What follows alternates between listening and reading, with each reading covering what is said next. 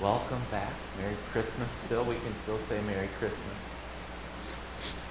As I said, we finished our study last week, so I thought it would be good for us to have a chance, since I stopped letting you ask me questions.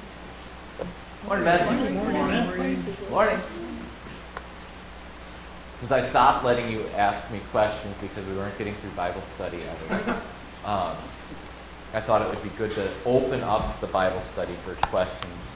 And if you have enough to fill today, we can do it again next week. Otherwise, we can start our next study next week. Well, Katie's not here yet, so we could have Katie's microphone. But she'll be fine. Maybe. So, what questions have been burning in your minds and in your hearts for the last couple months?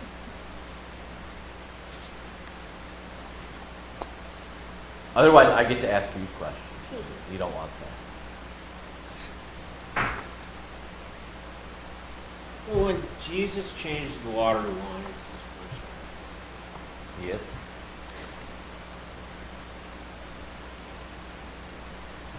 The amount of wine that he makes is tremendous. Yes. 120 gallons. So back then, when they had a wedding with the master, the banquet, would he invite everybody he could? Well, so, weddings were big things. They were a community celebration. B, you can't think of it as a one-day event. They were often 3-4 days up to a week long. So, if you're going to have drank guests, and went home and then came back and drank again. well, that and you didn't drink plain water often with your meals. You know, you didn't have filtered water coming out of the tap. You would often mix water and wine together to kind of disinfect your water, and it would also make it more palatable. Like, I'll often add a little bitters or some syrup to bubbly water, because I'm one of those weird people that likes seltzer water just on its own. And so you add a little flavor to it, it makes it a little bit easier to drink. You know, people do that today too. Crystal Light and those other additives you're supposed to add to your water to help you drink more water. So in a way, if you add a little bit of wine to your water, you don't taste the muddiness as much. You get a little bit of that tartness, and it flavors that. So they would drink a lot, what we would consider to be a lot of wine, but I wouldn't consider it like that they were walking around inebriated all the time. And if you have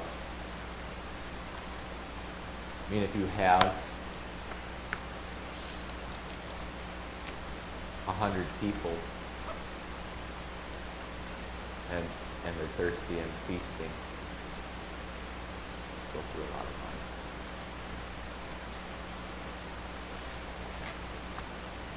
And when she says to tell his parents to do whatever he tells them, is they're not her servants, but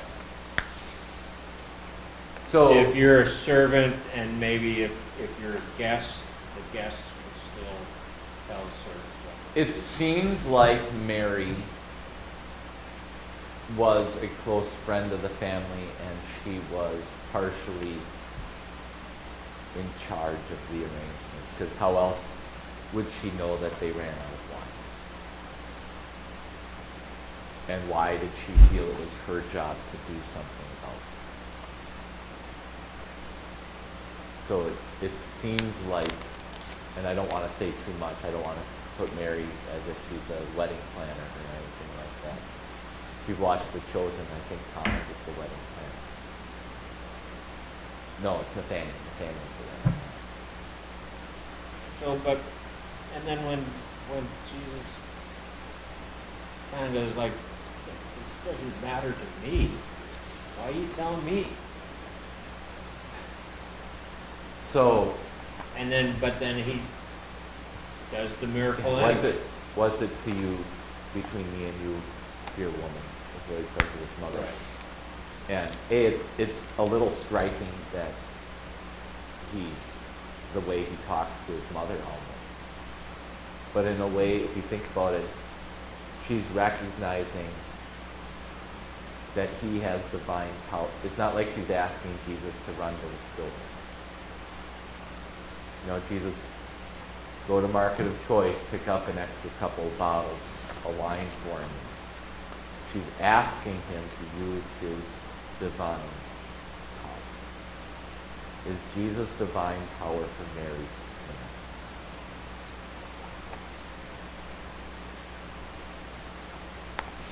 Is her timing, is Jesus bound by her timing?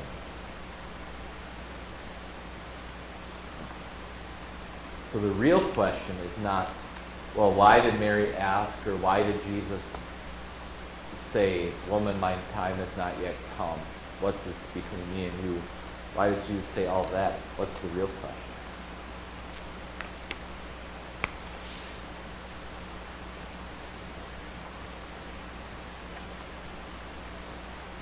I'm going to let you stew on it. I'm not going to. What's the real question on the miracle of changing water into wine?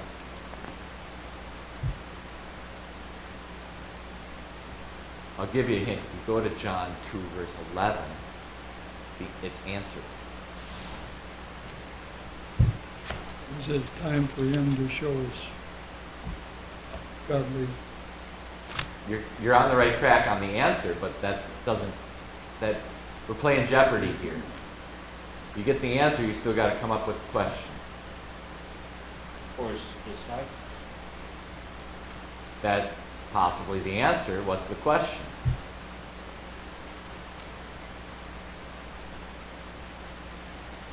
Why did Jesus perform that particular miracle Yeah. at that time? For what reason if it's not his job to give people wine, if it's not his job to listen to Mary, if it's not his job to, go to this timing, why did he do the miracle at all? It was his hometown. Uh, Or no, not. no, not it's not. It's his home region. His home region. Right. But he did miracles all over the place. But nobody else saw him. This was his first one. This one he did in front of the disciples. Well, Okay. I would believe.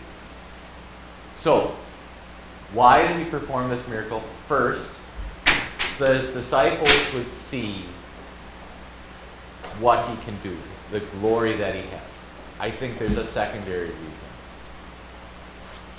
One you won't find, but you could find it in every hymnal that's been printed since 1941 at least. In the special services section.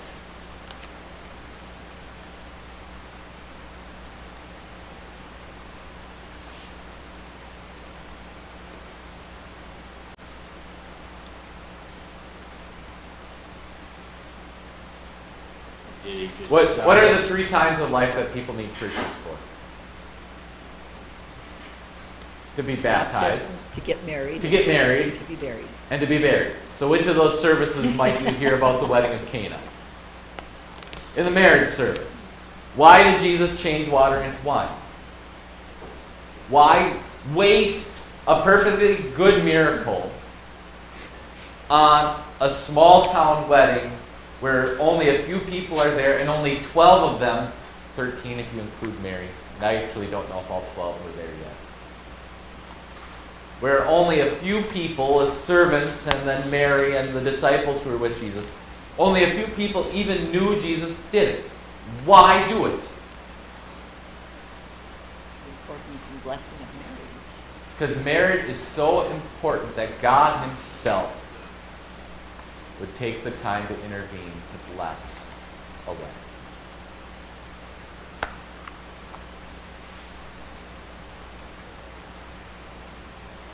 Any more questions on the wedding of Cana, Joel?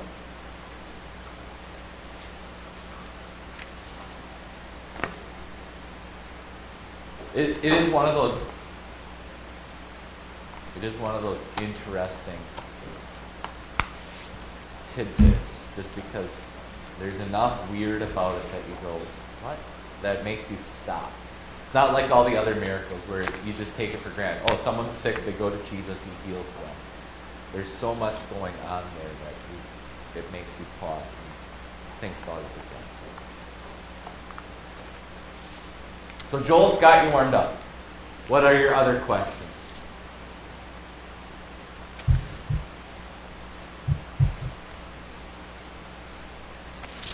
The book of Job, I was wondering how do they spend much time on it in your instructions and In multiple classes. multiple classes? Job we certainly study Job, so in seminary training, you end up studying every book of the Bible. Between college and seminary, at some point in time, you've received some instruction on every book of the Bible. The Gospels, the pastoral epistles, interestingly enough, Jonah and Joel, but that's because they're more useful for teaching Hebrew than they maybe are for our pastoral ministry the rest of our lives, although I love the book of Joel still. And Genesis and Isaiah, you study what we call exegetically. So you study it word by word. So you're pretty much going to talk about every sentence that you possibly can talk about. All the other books we study quite quickly. Seminary, you're still supposed to read it all in Hebrew, but some of our Hebrew skills are not quite good enough, but we're barely keeping up with that pace of study. By the end of seminary, you can kind of keep up with the Greek, but at the beginning, that's a lot of Greek to try and read in one day. So some of those you get surveys, and the book of Job is in the survey section. So you would study Job, and it would be like 2 class periods or 3 class periods. But I think in my class, I think that was taught by John Lovins. I think he had us write Bible studies. I even have the file on one of the computers in a terribly written Bible study. But then you study it again in counseling. You get some treatment in counseling. You have a question of the book. Well, just it almost sounds like it's without sin kind of, he was, even though it says probably that he says all the good things that he's done, and why is he being persecuted for that? So, Job is called blameless. And I think we can understand that properly. A, that he's blameless by faith, that he trusts in the Lord and all of the Lord's promises. But then also that it's not saying that he doesn't ever get angry without cause, or that he doesn't have any faults, that he does everything perfectly. But when you look at his life, he is, to the best of his ability by faith, living according to God's will. In the same way that Timothy says that the teacher in the church is to be blameless. I promise you, your pastor is not blameless if you were to try to hold a line of perfection. But you would expect your pastor to be living in a way that is in line with God's word. And so in the same way, Job is living that way. Why is that important to make note of in the book of Job? What's the debate in the book? Why is he being persecuted? Or?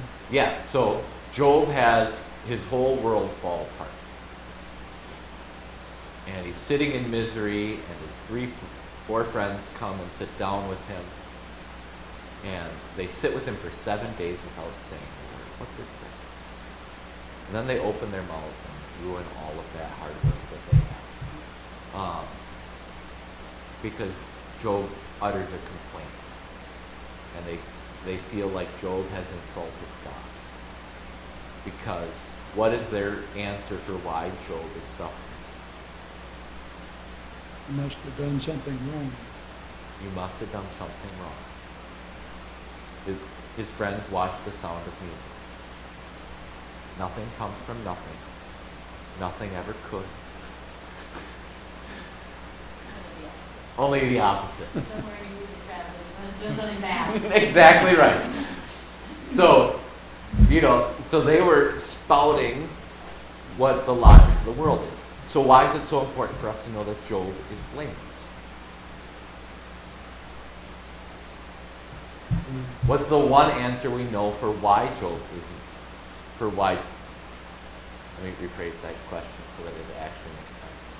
What's the one reason we can eliminate for Job's suffering? Punishment for his sin. And we know that all up front because we even see God bragging about Job. Have you considered Job? You get all these other people and you tempt them all to sin, but look at Job. And Satan says, well, of course, God has given him everything. No, take it away. See what happens. Satan takes it away. And Job praises God. And Satan goes, well, he still has his health. That's just fine. Take away his health. See what happens. And Job sits in misery, but in that he does not curse God. And so he remains blameless in that respect even then. So we know all this. And yet, the three friends spend 30 chapters of the book trying to convince Job that he's a dirty, rotten sinner. Why else would this happen? Job is an interesting book because you have to be very careful to remember who's speaking. Because when you read Job's friends, they often sound like geniuses. Their logic is unassailable. They are absolutely right. You find yourself nodding along. Yeah, that's exactly how things should be. And then God shows up and shuts them up. By the way, we can't leave the book of Job. What's the answer?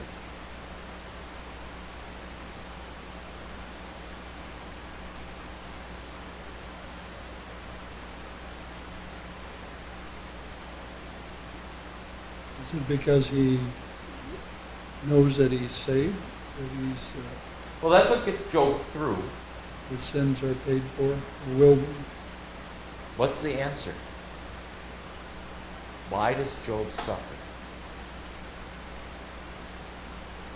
And in that regard, why do any of us suffer? Your faith can grow. That is true. That's a true statement, but it's not the answer in the book of Job.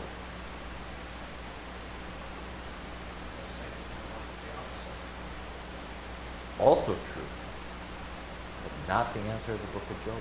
Because could Satan have done anything to Job without God's permission? Satan's on a leash. He only gets to go as far as God allows him to go. So while we wouldn't say that God caused all those evil things to happen to Job, we certainly have to say God allowed them. I mean, God gives verbal permission to Satan. He stops him only where he says you can go no further. But God does not cause the injustice to Job, but he certainly does allow it. So what's the answer?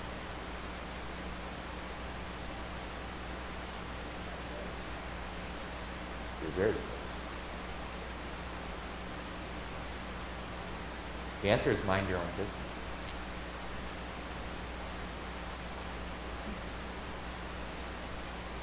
I am the Lord. And my wisdom is, that's where you get, were you there when and he says this to Job. Were you there when I laid the foundations of the earth? When I set the boundaries of the seas and said, you may go this far and no farther. You watch the eagle soar and the mountain goats give birth.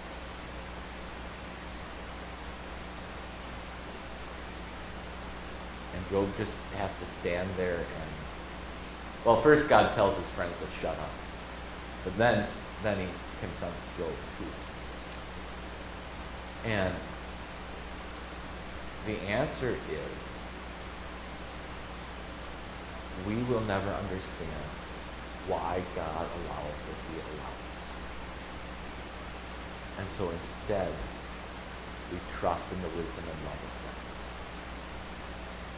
And so for us, for Job, he went back to, I know that my Redeemer lives, and that in the end, I will stand upon the earth, and my own eyes will see him, I and not another, how my flesh yearns within me.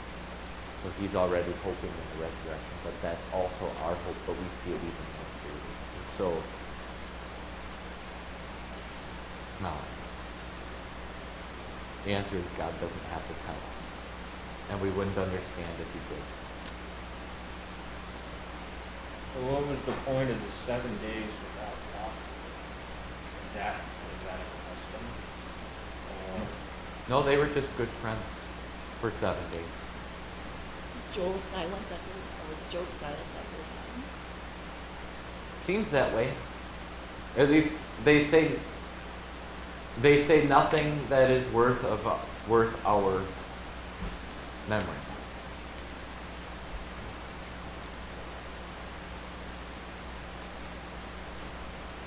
And in answer to why 7 days, well, so it is wisdom literature. It has structure of its own. It's written in its own genre. And so you could look and say, 7 is one of those perfect numbers. It's a full week. And so, they kind of work their way through the week, and then on the 7th, they have their 7th day, and then on the 8th day, conversation begins. But that's certainly a lesson for all of us when a friend is hurting. One of the things that often keeps us away is we don't know what we want to say, right? Do you ever consider not saying anything? But just being there?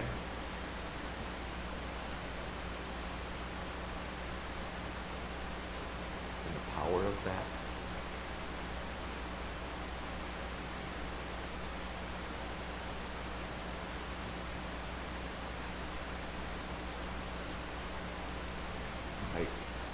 I'll say one more.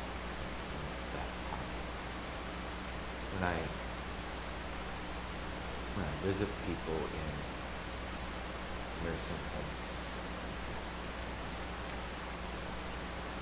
they watch a lot of game show network or other just junk television. And you wonder why. Like, why would this person who had such a rich, full life, why would they be wasting their last years watching Steve Harvey and the Family Feud? I like that. But they're just so lonely. They just need noise. Because the noise makes them feel less alone. It's very important that we're willing to sit with those who are suffering.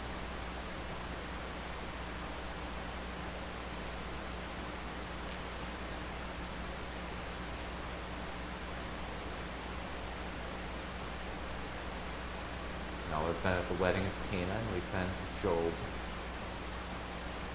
Job is worth its own Bible study. It's on my short list. The hard part is it is 48 chapters. I think maybe 42. So it's a long book, and so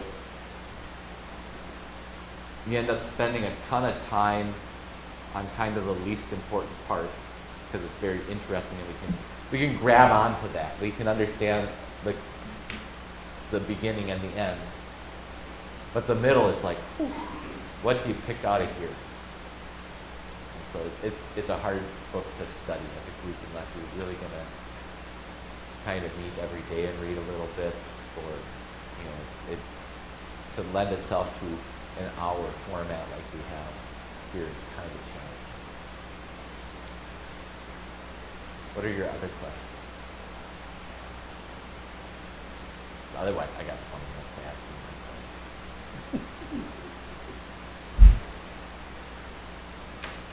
Because I came prepared in case you didn't have questions.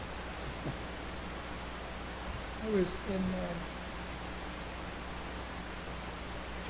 John, Gospel of John, chapter 3, where this is God so loved the world. And further on in paragraph, talks about light. Light has come into the world, but men love darkness instead of light because the deeds are evil.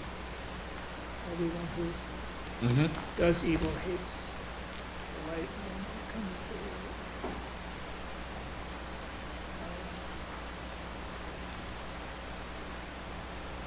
There isn't a lot of explanation here on the concordance, but the other verse that came to mind I was reading is let your light so shine. Matthew 5. Matthew 5. Is that the same message there?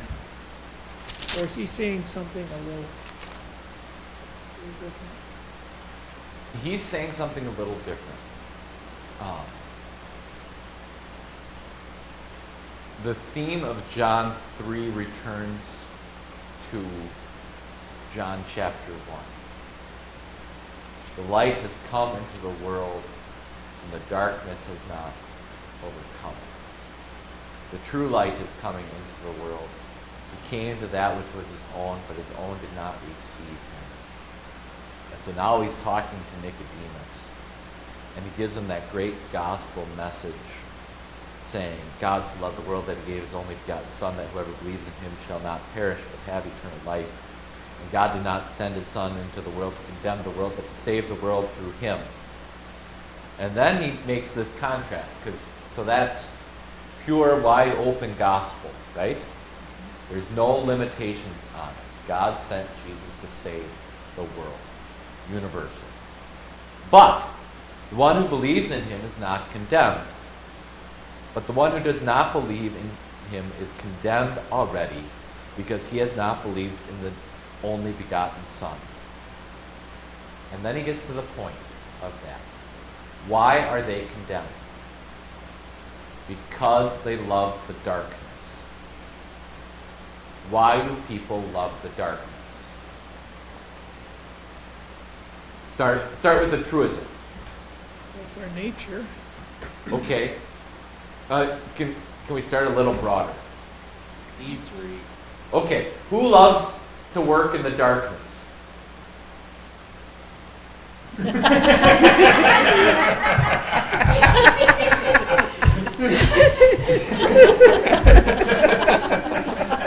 Walked right into that one. Thanks, Joel.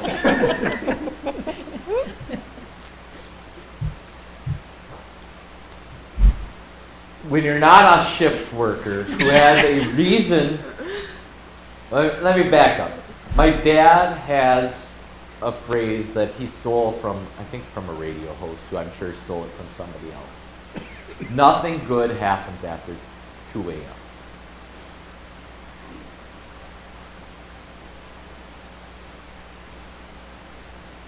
That doesn't mean that there's never a reason to be out after 2 a.m.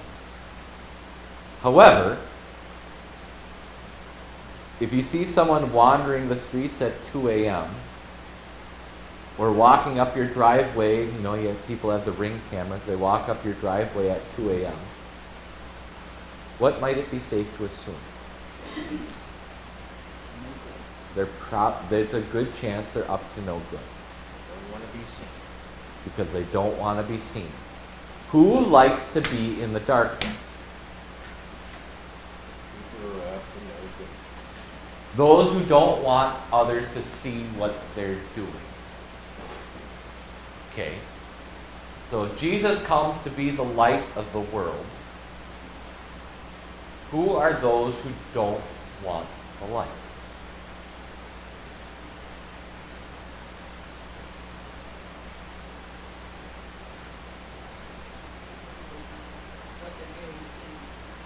Those who don't want. So, without the light of the world, without Jesus to show us what perfect life looks like, we might begin to imagine that the Greeks were the most noble people on the earth. Or that America is the city, shining city on a hill, as Ronald Reagan put it. But with Jesus there, the ideas of our righteousness begin to come to them. And if I want to call evil good and good evil, can't do that around Jesus, can I? When we consider who Jesus is talking to, the Pharisee of Pharisees, Israel's teacher, Nicodemus, did the Pharisees like to have their deeds exposed?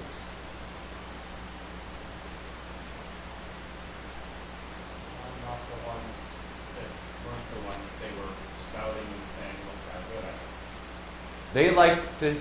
They like to have a little flash. They like to have a spotlight so they could show just the things that they wanted others to see. They certainly didn't want the light shining in their hearts. So, the light shows all things. And in fact, Jesus says that about when he talks about prayer and fasting, to do those things in secret. And then your Father who sees what's done in secret, he will reward you.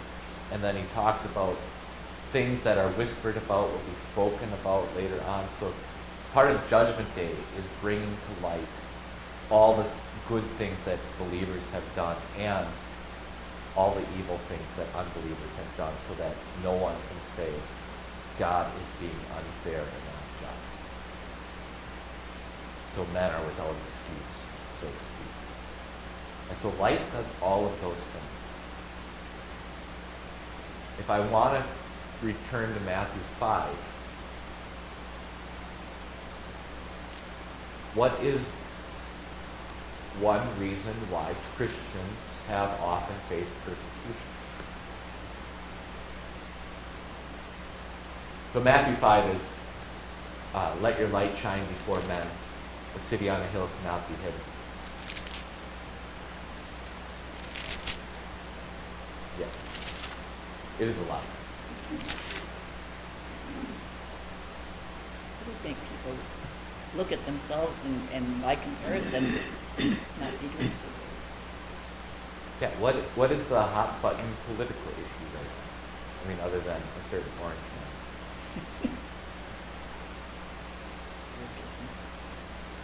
Yeah. So the transgender issue is certainly a hot button issue. Abortion. And abortion. Why does the world, because I don't think Christians are obsessed, I mean some are. How many sermons have I preached on either of those topics?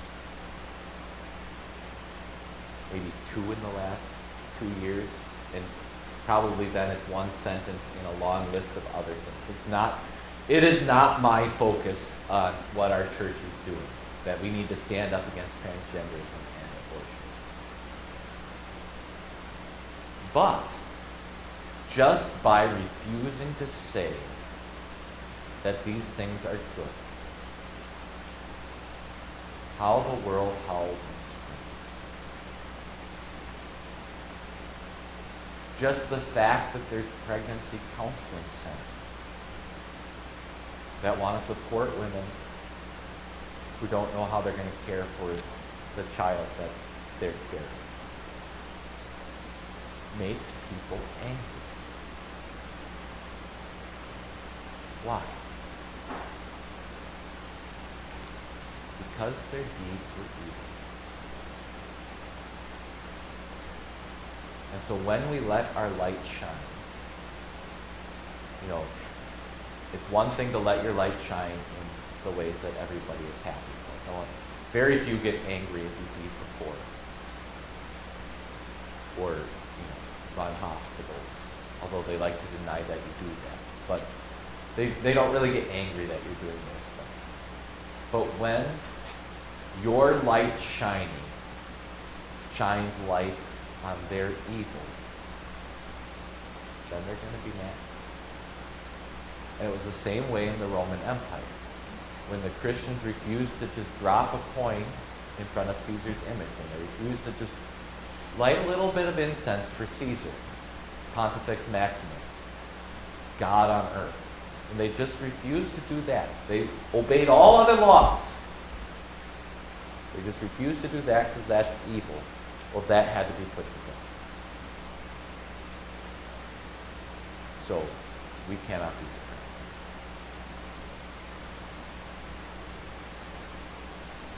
Is that enough of an answer to you? Or do Yes, you? it is. It is. It reminds me of that older book, my bad memory here, but the witnessing book, the pastor that, speaking of people, and he was invited to a conference where there would be no criticism of his views. He could speak his mind. And they just tore him open. Didn't give him a chance to speak because of the very thing. It just brought to mind. I can visualize what that looked like. They saw themselves. Didn't like it. And, people quote, do not judge lest you be judged. The same measure which you measure someone else, it will be measured back onto you. And what Jesus is talking about there is not judging yourself, not evaluating yourself in comparison with everybody else. So you're not comparing yourself to somebody else. Because if you do that, well then, God's going to hold you to that standard and good luck. But he's not saying you can't judge someone's actions as good or evil. But it's that self-righteous judgment that looks at the speck in somebody else's eye while ignoring the plank in your own.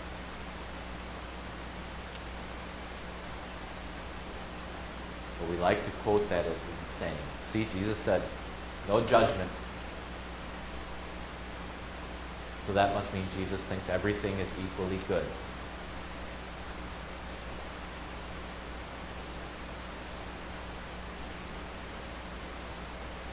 Other thoughts for us?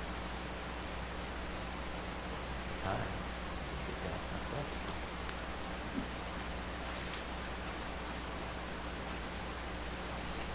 Couldn't have Nicodemus gone to see Jesus any other time, or was nighttime just so he couldn't be seen?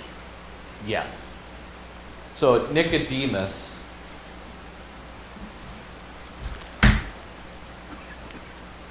he's an important person, and he's on the ruling council, and he can't square Jesus' opposition to the Pharisees and the miracles that Jesus is doing and what is going on here. And he wants to learn for himself who Jesus is and what is going on with him. But he is afraid to be seen as one of Jesus' disciples. but he's actually open to the truth. He understands that he might not know everything. And so he goes to Jesus with a heart yearning for the truth. What I said that pretty carefully. I didn't say Nicodemus was open-minded. I said he had a heart that was looking for the truth. Sometimes in our culture we treat being open-minded as a virtue. Rather, we should always be looking for the truth. There's a difference there. And that requires also that you understand you don't always have every truth. And so then you're open to learning new truth.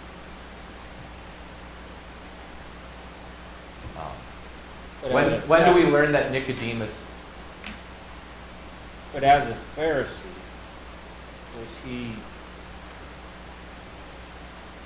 going along with what everybody else was doing? Or did his heart, was he doing that and then his heart was going like, well, this is, some of the stuff I'm doing is really not that right? It seems Nicodemus took Jesus' words to heart. Now, remember, Jews had the same Old Testament as Jesus did, as we do. And so Nicodemus, as a teacher in Israel, could still continue to teach on the Old Testament and teach God's law and teach all the things and still be pondering the things that he heard about Jesus. His judgment was that Jesus was not a false teacher. And when do we learn that Nicodemus absolutely had departed from the rest of his Pharisee brethren? Yeah. John tells us that Nicodemus did not agree with the council's decision. And so he and Joseph go and take Jesus' body and bury it.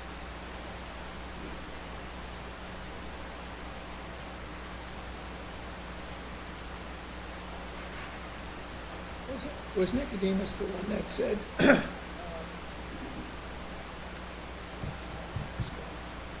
council was arguing, he said, don't you know that one person dies for the... No, that's the high priest, Caiaphas. You have to love when they say the greatest truth out loud and they don't even believe it. It's better for one man to die on behalf of the people. Boy, nail right on the head and didn't even notice. Other questions?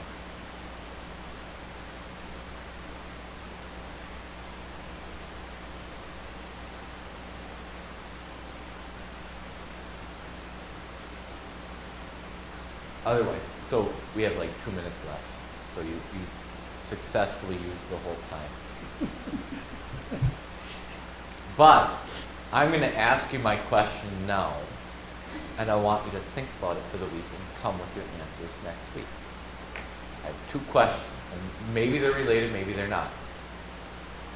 Number 1, what is your favorite Bible event? Could call it a Bible story, but I don't like using the word story because story brings to mind imaginary things. So what's your favorite Bible event? And I'm going to exclude Christmas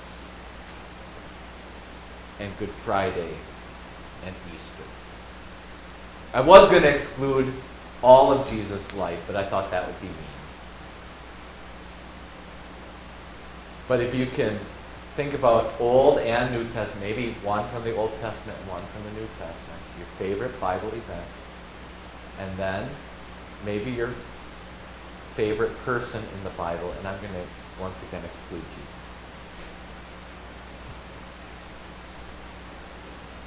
So think about that and be ready to share that, and we will then read your favorite Bible event or read about your favorite person and discuss that together as a group. And I'm not going to quiz you on the person or on the event other than to say why this event sticks out?